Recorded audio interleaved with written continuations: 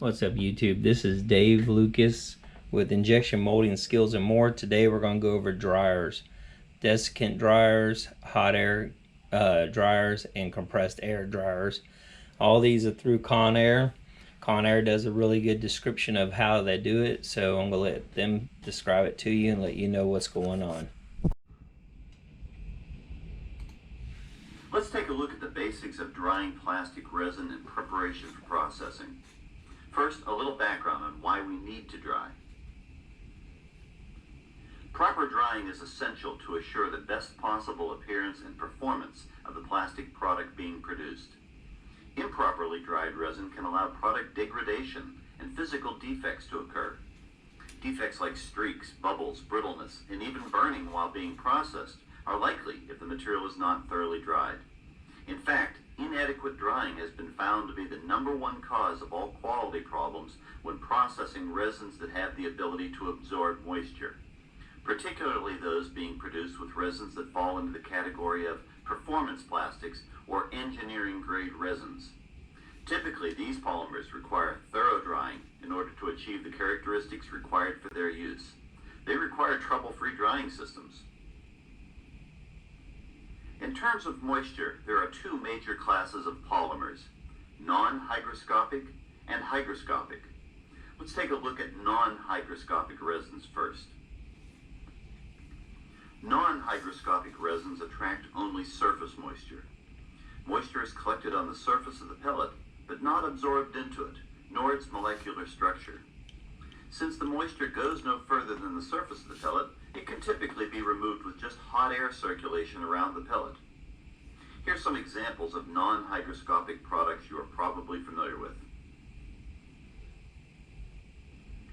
Hygroscopic resins, on the other hand, have a strong affinity for moisture and humidity. Like a sponge, hygroscopic resins will absorb moisture past the surface of the pellet. It will go deep inside, into its molecular structure, even when exposed to just the humidity in the air.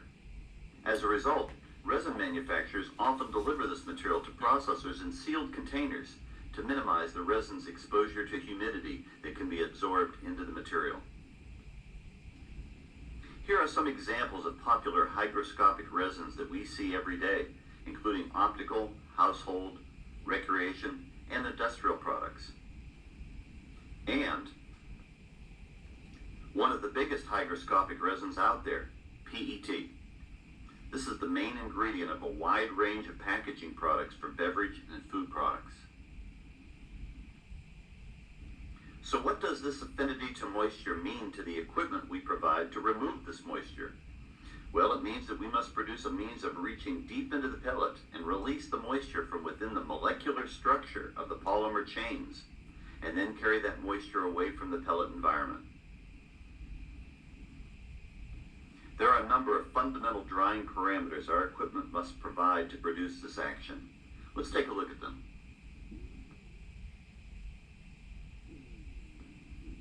The first parameter is temperature, or more precisely, heat. The drying equipment must produce the proper level of heat and deliver that heat to each pellet to drive the moisture out of the very heart of the pellet. If the pellet is not heated, it will not release its absorbed moisture. Typical drying temperatures range from 180 to 350 degrees Fahrenheit. The next parameter is dew point. Now, this might be a new or strange term to you, but it is simply a description used to define the dryness of air. Technically, it is the temperature at which moisture in the air begins to condense. And we use dew point temperature as a definition of how dry the air that surrounds the pellet must be. The dryer's goal is to drive down the dew point of the air surrounding the pellet, so the water molecules, driven from the pellet by heat, will be caught in that dry air. Dew point temperatures for drying hygroscopic resins are typically in the 0 to -40 degree range, with -40 considered the optimum level for a drying system. As an interesting side note, -40 is the same temperature on both the Celsius and Fahrenheit temperature scales.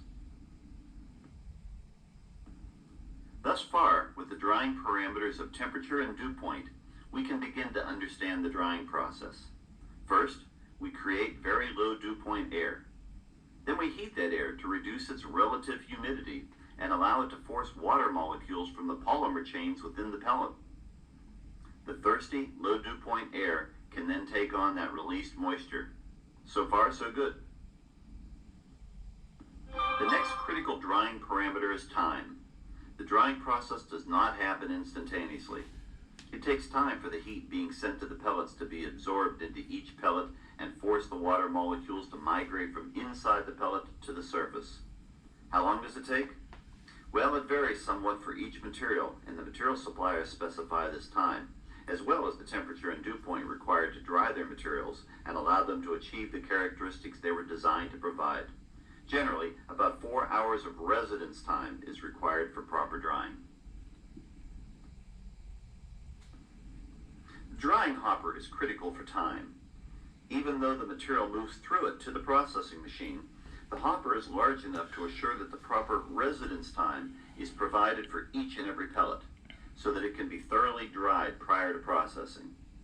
And the hopper is designed to provide even hot air distribution through all of the pellets inside the hopper, while simultaneously assuring that material moves through the hopper evenly, without funneling down through the middle or taking any shortcuts that will shorten its exposure time to the drying air.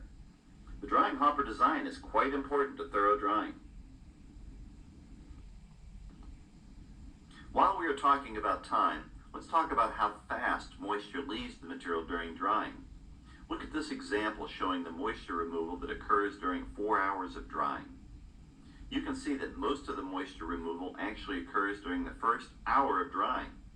This rapid rate of removal can be deceiving, and many processors assume that this steep drop equates to complete drying. Some dryer manufacturers even go so far as to claim that this rapid drying is the same as thorough drying with their equipment. But looking closer, we can see that even though there is an initial large drop in moisture level, drying to the resin manufacturer's specification is not accomplished till almost 4 hours of residence time.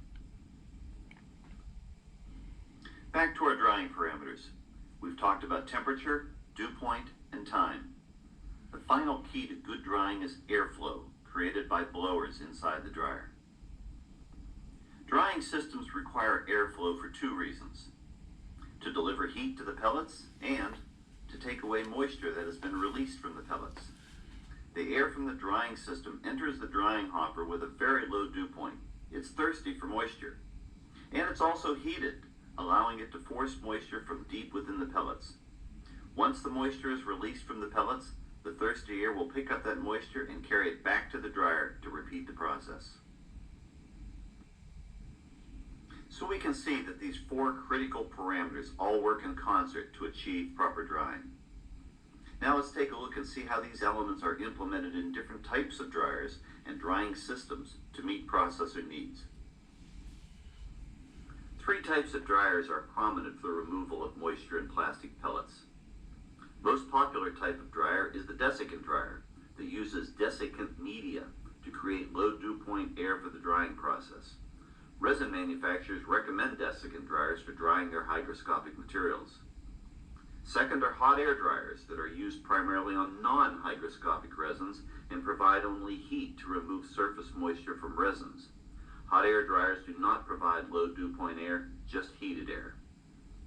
The third family of dryers is commonly referred to as compressed air dryers, and these dryers use a combination of air compression, which naturally lowers the dew point of air, and often supplement that with a membrane filter to provide low dew point air for drying.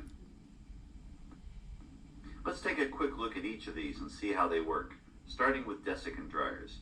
And to get us started, let's take a close look at that desiccant and see how it provides low dew point air for drying.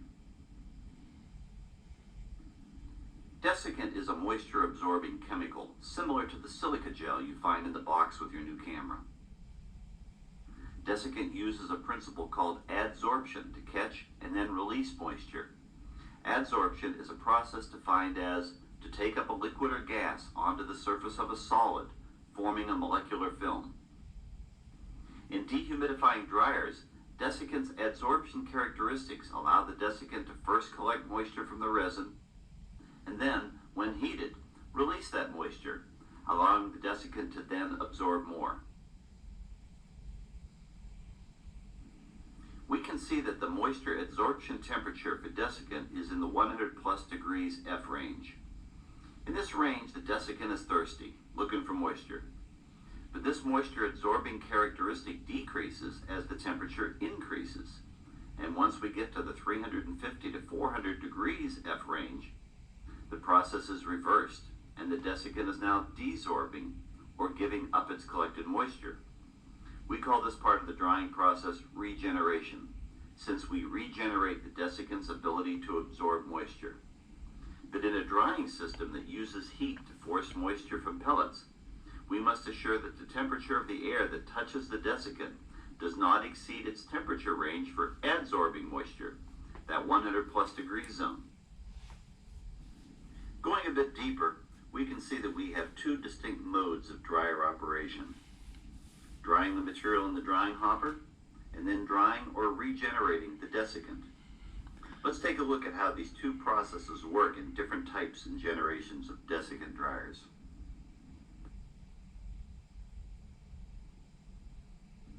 Early designs, which are still used today by some manufacturers, place beads of desiccant into two tanks, called towers, so that one tower could be used to dry material while the other is regenerated. As you can see, these systems could be quite large, required a large amount of desiccant, and employed air valves to switch the drying air and regeneration airflows from tower to tower as controlled by a timer. The desiccant beads used in these systems include a clay binder that provide the structure for holding the desiccant chemical. Later, Conair placed more densely packed desiccant beads into smaller tanks for improved drying performance, and then rotated the tank through the airflow paths instead of switching the airflow. This greatly reduced size and refined the dryer operation. Finally, Conair adopted the wheel or rotor design shown here, which did away with desiccant beads altogether. Now note that all three designs, in spite of their size differences, provide equivalent drying capability. The desiccant wheel design consists not of desiccant beads, but desiccant film, crystallized onto lightweight glass fibers, forming a structure not unlike a thick piece of corrugated cardboard that air can pass through. Unlike beads with their clay binder, nearly the entire wheel has moisture-absorbing qualities and passes air more easily and with better moisture adsorption. Quite an improvement. Desiccant dryers are provided in a wide range of models and capabilities. Conair's extensive range of standalone dryers can dry from 13 to 6,250 pounds per hour when coupled with a drying hopper that is mounted directly on the processing machine or on a stand. Hopper sizes range from 1/2 cubic foot through 900 cubic foot, or from 18 to 31,500 pounds of capacity. Every dryer hopper combination is designed to provide exactly the right levels of dew point, temperature, time, and airflow for the drying task it promises to provide. Smaller dryers, up to 335 pounds per hour, can be mounted together with a drying hopper and even a material loading system onto a wheeled cart to provide a complete portable drying system that can be easily rolled up next to a processing machine to provide self-contained drying and delivery of dried material to that machine. Processors that change materials frequently love these mobile units since they can be easily rolled in and out when it's time to make a material change. Desiccant dryers can also be provided in a central style, where one dryer provides dry air to a row of hoppers. Each hopper is equipped with its own heater so that different temperatures can be set for each material in each hopper. Many times, these multi-hopper systems are coupled to a dry air conveying system to then take the dried material to processing machines located elsewhere via tubing. These resin work systems are very popular for processors with limited space in their plants and or for making rapid material changes. One hopper can be pre-drying the next material to be molded while another hopper finishes up the current molding job. Quite efficient. Next on our list of dryer types is hot air dryers. These dryers employ no desiccant and actually provide only hot air to dry material using the same principle we use in our clothes dryers at home. Simple. Hot air dryers are suitable for non-hygroscopic materials that only attract surface moisture, so the task of drying these materials is easily accomplished by simply blowing hot air across the pellets in a drying hopper. Sometimes hot air dryers are also used to keep materials dry after they have been dehumidified by a desiccant dryer. Some processors have luck using them on non-critical hygroscopic materials, but this can be risky. Conair provides hot air dryers in a modular fashion, consisting of separate heater, control, and blower components, which are connected to a drying hopper sized to their throughput needs. And hot air dryers operate open-looped, meaning that the heated air is not recirculated, but simply exhausted out the top of the drying hopper, along with moisture that has been blown off of the material. Last on our list of dryer types are compressed air dryers. Now, these are not to be confused with factory hardware that dries the air supply coming from an air compressor. What we refer to as a compressed air dryer is a dehumidifying dryer that uses compressed air as an air source in place of the blowers used in hot air and desiccant dryers. And compressed air dryers use the natural moisture-reducing characteristics of compressing air to lower the dew point of the drying air. Now, this is interesting because the dryer itself just became very, very simple. It now consists of only a heater and a temperature controller, since the air generating and dehumidifying equipment are part of the factory's compressed air services located in the back room. Let's take a closer look using this diagram. First, we presume the compressed air quality in the plant is suitable and not overly loaded with moisture. Most modern air supplies include moisture traps and conditioners for delivery of fairly dry compressed air for robots and other precision gear that must get dry air. We can assume that compressed air will enter the dryer at about plus 40 degrees F dew point. Fairly dry, but not yet dry enough for drying resin. The decompression of the air will drop the dew point about 40 degrees, down to 0 degrees F. From there, the air is heated and flow regulated into a small integrated drying hopper where the proper residence time will allow the material to be dried at the proper temperature at 0 degrees F dew point. Air is exhausted out the top of the drying hopper, along with collected moisture from the material. Pretty simple operation, especially since no moving parts are used on the compact dryer. Uh-oh, what about minus 40 degrees dew point? Isn't that the industry standard for drying resin? Can we get there from here? The answer is yes. For more precise drying, a popular option for compressed air dryers is added, a membrane and filter assembly. Here's what the system will look like with these items installed. Air delivery is still at plus 40, but by running the air through a membrane and filter assembly made for compressed air, the moisture level drops from plus 40 to 0 degrees dew point before the air even enters the dryer. From there, decompression of the air takes the dew point from 0 degrees down to minus 40 degrees. We are now ready to dry even the most finicky material. Conair provides compressed air dryers in sizes from 0.4 to 50 pounds per hour, in compact dryers equipped with hoppers ranging from 0.125 to 2.5 cubic feet. These slimline model dryers provide a great drying solution for processors with low material throughputs and small machines. Are they better than desiccant dryers? Well, they are simpler and smaller, but we must remember that they are using a factory utility, compressed air, that is produced elsewhere in the plant and must be relied upon to provide the airflow for drying. The compressed air supply must be dry and strong enough to provide a constant supply of air that never falters, even when other devices in the plant are also consuming compressed air. So there's the basics of resin drying for you, including a wide range of desiccant dryers, hot air dryers, and compressed air dryers, all using their own form of the essential drying parameters: temperature, dew point, time, and airflow. All right, guys, welcome back. I hope you guys enjoyed that video. I hope it was informative, let you guys know what's going on. There's big things to come in the next couple weeks, so I hope you guys stay tuned to the channel.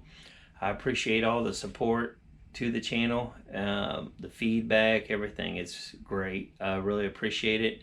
This channel is to help others out there in the molding industry on injection molding, blow molding, extrusion, you name it. But the most I have is injection molding. So please stay tuned. Please like, share, and subscribe. Till next time, peace.